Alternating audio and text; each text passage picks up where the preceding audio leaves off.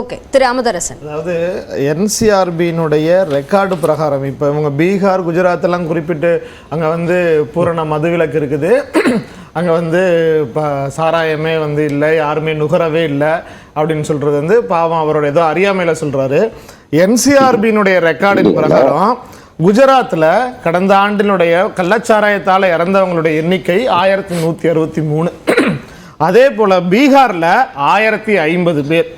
சரி, அவ்வளோ தூரம் நீங்கள் வந்து குஜராத்து பீகார்லாம் போவேணாம், நீங்கள் வந்து நாங்கள் தமிழ்நாட்டுக்குள்ளார தான் இருக்கிறோம், தமிழ்நாட்டை மட்டும் பேசுங்க அப்படின்னு சொன்னால், நீங்கள் தமிழ்நாடு அரசுக்கு அது அதிமுகவாக இருக்கட்டும் திமுகவாக இருக்கட்டும் அவங்க வந்து எல்லா கட்சியிலையும் கூட்டணியில் வச்சிருந்து இன்னைக்கு வந்து இப்போ பாஜகவோட இருக்கிறதுனால அவங்க ரெண்டு கட்சியும் குறிப்பிட்டு சொன்னதுனால நான் சொல்கிறேன். மகாபலிபுரத்துலையும் மரக்காணத்துலையும் நீங்கள் மாநாடு நடத்தி கலவரம் நாள் அதெல்லாம் நடந்துச்சுல, அதற்கு அடுத்த நாள் பத்திரிகை செய்திகளை எடுத்து பாருங்க, அங்க குமிஞ்சிருந்த மது பாட்டில்களினுடைய எண்ணிக்கை என்னங்கிறது படம் போட்டு காமிச்சாங்க. நீங்க அரசுக்கு வந்து நல்லது, ரொம்ப வரவேற்கிறோம். எந்த அமைப்பா இருந்தாலும் கட்சியாக இருந்தாலும் அவங்களுடைய கருத்துக்களை தெரிவிக்கணும், தெரியப்படுத்தணும், வரவேற்கிறோம்.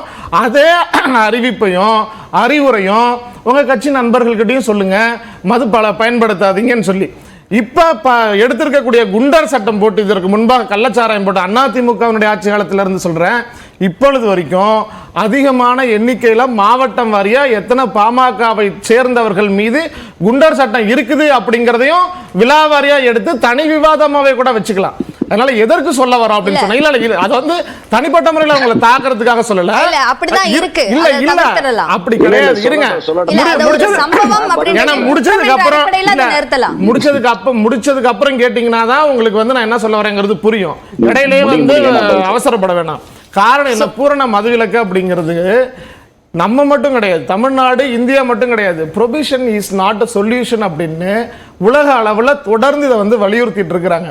அதை எப்படி கட்டுப்படுத்தணும் அப்படிங்கிறதுக்கான வழிமுறைகளை மட்டும்தான் பார்த்துட்டு இருக்காங்க. நீங்கள் ஆல்கஹால் ப்ரொபிஹிட்டட் ஸ்டேட்டுன்னு முழுவதுமாக இருக்கக்கூடிய பீகார், குஜராத், மிசோரம், அதே போல் நாகாலாந்து, இந்த மாநிலங்களில் அதிகமான அளவிற்கு இந்த மது, அதாவது முறைகேடான கள்ளச்சாராயம்னு சொல்லப்படக்கூடிய இந்த மது வகைகள் அதிகமான அளவிற்கு அந்த மது பயன்படுத்தக்கூடிய மாநிலங்களை விட பகுதிகளை விட அதிகமான கன்சம்ஷன் எங்கே அதிகமாக இருக்குது அப்படின்னு சொன்னால் கம்ப்ளீட்டாக நாங்கள் ப்ரொஹிபிட் பண்ணிட்டோம், மதுவிலக்கு கொடுத்துருக்கோம் அப்படிங்கிறது தான். கண்டிப்பாக இது தடை செய்யணும். இதை ஏற்கனவே தமிழ்நாட்டினுடைய முதலமைச்சராக இருந்த எங்களுடைய தலைவர் கலைஞர் தடை செய்து சாதித்து காட்டியவர் 85, 81 வரைக்கும். அதன் பிறகு வந்து யார் திறந்து விட்டாங்க, அதை வந்து நிறுவனமாக்குனது அப்படிங்கிற விவாதத்துக்குள்ளார இப்போ போக வேண்டிய தேவையில்லை. இன்றைக்கு அதை பண்ண முடியாத சூழல் தமிழ்நாட்டில் மட்டும் கிடையாது. அதாவது இந்த கட்சியை சார்ந்தவங்க பேசுகிறோம் அப்படின்னுலாம் கிடையாது. நீங்கள் எக்ஸ்பர்டைஸ்டு யாரை வேணுமாலும் எடுத்து பாருங்க.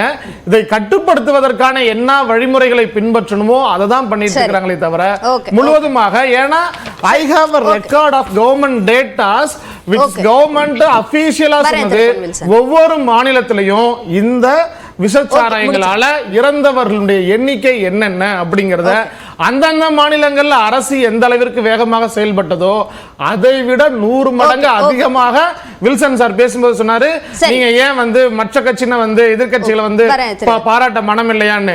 எடுத்திருந்தா கண்டிப்பா நம்ம வந்து பாராட்டுவோம். ஒண்ணு சாருக்காக நான் சொல்றேன், 20 இந்த இன்சிடென்ட்டோட சொல்லிடுறேன். 20 ஏன்னா குற்றச்சாட்டு வச்சுட்டு நம்ம வந்து பதில் சொல்லாம போக முடியாது. ஒரு நிமிஷம் 2 நிமிஷம் போனா பரவாயில்ல. 28/5/2019 ஒரு பார் உரிமையாளர் இங்க திருப்பூர்ல என்ன பண்றாரு, டிஎஸ்பி அலுவலகத்துக்கு போயிட்டு கம்ப்ளைண்ட் பண்றாரு, அதிகமா எங்களுக்கு தொல்லை தாங்க முடியல.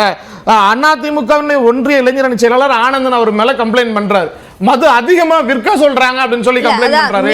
நடவடிக்கை தனிநபரே கிடையாது. எப்படி தனிநபராக நீங்க எப்படி சொல்றீங்க? இன்சிடென்ட் ஒரு அரசு எப்படி செயல்பட்டுச்சு, ஒரு அரசு எப்படி செயல்படலங்கிறத ஒப்பிடு. அப்ப செயல்படலங்கிறதுனால காவல்துறை நடவடிக்கை எடுக்கல அப்படிங்கிறதுனால அந்த பார் உரிமையாளர் நெல்லையப்பன்கிறவர் டிஎஸ்பி அலுவலகத்துக்கு முன்னாடியே தீ குளித்து செத்து போனாரு.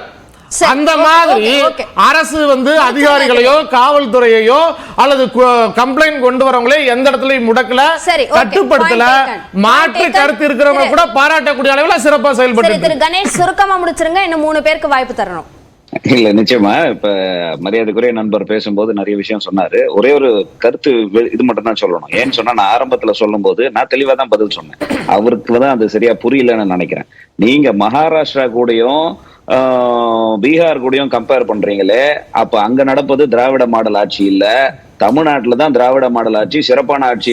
நீங்க கொண்டு போய் அரசு எப்படி செயல்படுது, சம்பவம் எல்லா இடத்துலயும் நடக்குது, அரசு எப்படி செயல்படுது, அதை தைரியமா சொல்லக்கூடிய கையாளக்கூடிய தைரியம் எந்த அரசுக்கு இருக்குது? நீங்க கூட்டணியில் இருக்கக்கூடிய பாஜக சொல்லுதா இல்ல இருக்கக்கூடிய திராவிட மாடல் ஆட்சி சொல்லுதா? அதுதான் என்னுடைய பதில் கேள்வி. ஒரு நிமிஷம் சொல்லி முடிச்சிருங்க. இருங்க, இதெல்லாம் வந்து நாகரிகம் இல்லாத செயல். அவர் பேசும்போது நான் அமைதியா கேட்டேன். நான் சொல்லிட்டேன், நீங்க சொல்லுங்க, கருத்து சொல்லிடுங்க. கருத்து சொல்லுங்க. நான் பேசுறது வரைக்கும் அமைதியா இருக்க சொல்லுங்க. நான் டேட்டா சொல்றேன் சார், கேட்கறதுக்கான பதில் சொல்லுங்க சார். அப்புறம் நான் திருப்பி பேச ஆரம்பிச்சா 1000 பேசுவேன் நானு. நான் இப்ப வெளிப்படையாக நான் சொல்றேன், அங்க திராவிட மாடல் ஆட்சி நடக்கல, அவங்க மோசமான ஆட்சி தான். அப்ப உங்களது மோசமான ஆட்சின்னு ஒத்துக்கோங்க. ஒத்துப்பதற்கு மனசு இல்லையா? நடவடிக்கை எடுக்கிறோம். உங்க கூட்டணி கட்சி மோசமான ஆட்சின்னு சொல்லுங்க. அப்படி நாங்க ஏத்துக்க வேண்டிய அவசியம் இல்லை. ஏன்னா நாங்க நடவடிக்கை எடுக்கிறோம் சொல்றோம். ரொம்ப தெளிவா சொல்றாரு. பாத்தீங்களா, இதுதான் சொல்றது. பேசுறதுக்கு பதில் இல்லை. நான் இப்ப சொல்றேன் சார், பாட்டாளி மக்கள் கட்சியில எத்தனை பேர் கலாச்சாரம் வித்த வெள்ள அறிக்கை கொடுங்க. 8000 பேர் வந்து கடந்த ஒரு வருஷத்துல கைது செய்ய பண்ணிருக்கிறாங்க. வெள்ளை அறிக்கை கொடுங்க. இப்ப நான் வெளிப்படையா சொல்றேன், 45,000 கோடி இருங்க, 45,000 கோடி மதுவினால வருமானம் வருதுன்னா ஏதோ பாட்டாளி மக்கள் கட்சிக்காரன் மட்டும்தான் குடிக்கிறான்றதுலாம் இல்ல, அத்தனை பேரும் குடிக்கிறான். இன்னைக்கு 58 பேர் கருணாபுரம் கிராமத்துல செத்துருக்கிறான் பாருங்க. அவன் எந்த கட்சியை சேர்ந்தவன்? காங்கிரஸ் கட்சியை சேர்ந்தவர் இருக்கிறாங்க, திமுகவை சேர்ந்தவங்க இருக்கிறாங்க. 48,000 கோடி மதுவினால வருமானம் வருதுன்னா தமிழ்நாட்டுல அத்தனை பேரும் குடிக்கிறாங்க. நீங்க சேலத்துல நடந்த மாநாட்டுல நடுவுல உட்காந்து குடிச்சாங்களே, வீடியோல வந்துச்சு. எங்க வந்து மாநாடு நடக்கிற இடத்துலயே குடிச்சு வீடியோ வந்துச்சு. குடிக்காத மாதிரி பேசுறீங்க.